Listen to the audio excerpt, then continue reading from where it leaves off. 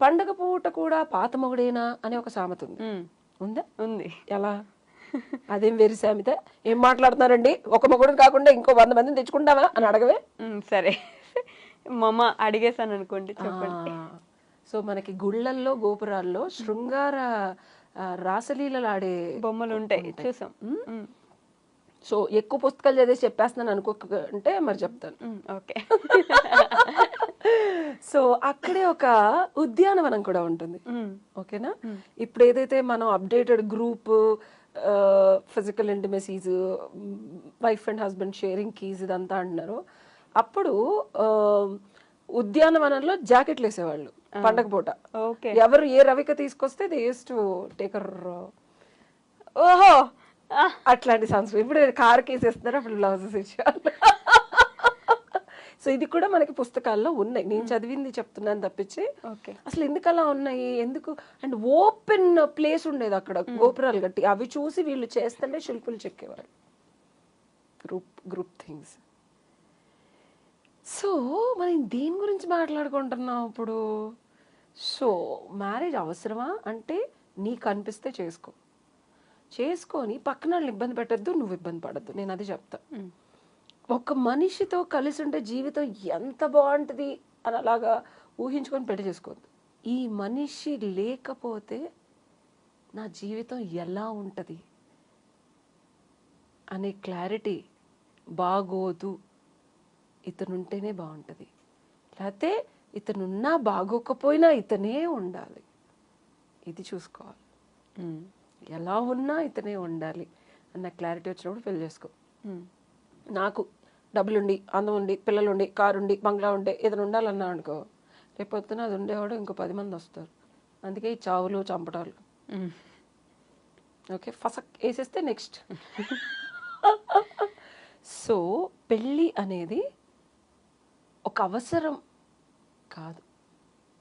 పెళ్ళి అనేది ఒక బంధం.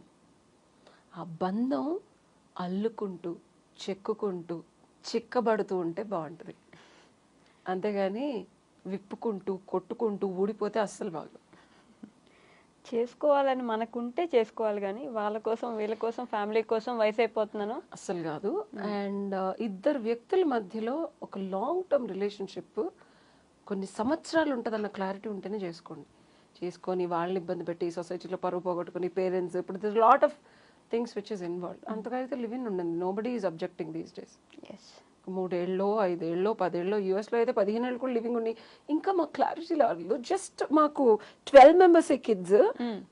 ఏం చేస్తున్నారు మా విజయవాడలో అయితే దీన్ని పెళ్లి కాదు కదా ఇంకేదో అంటారు.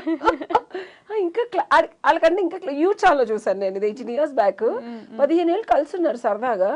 12 ఏళ్ల పిల్ల దగ్గర నుంచి ఎవ్రీ ఇయర్ పిల్లలు ఉన్నారు. మళ్ళీ ప్రెగ్నెంట్ ఆవిడ, ఇంకా క్లారిటీ రాలేదంట పెళ్లి చేసుకోవాలో లేదో.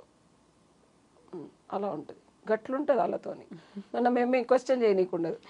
సో పెళ్ళి, ద కాన్సెప్ట్ ఆఫ్ పెళ్ళి it self is a complicated which involves the society, which involves your family, which involves a court, which involves a sharing of assets, and which involves conjugal rights.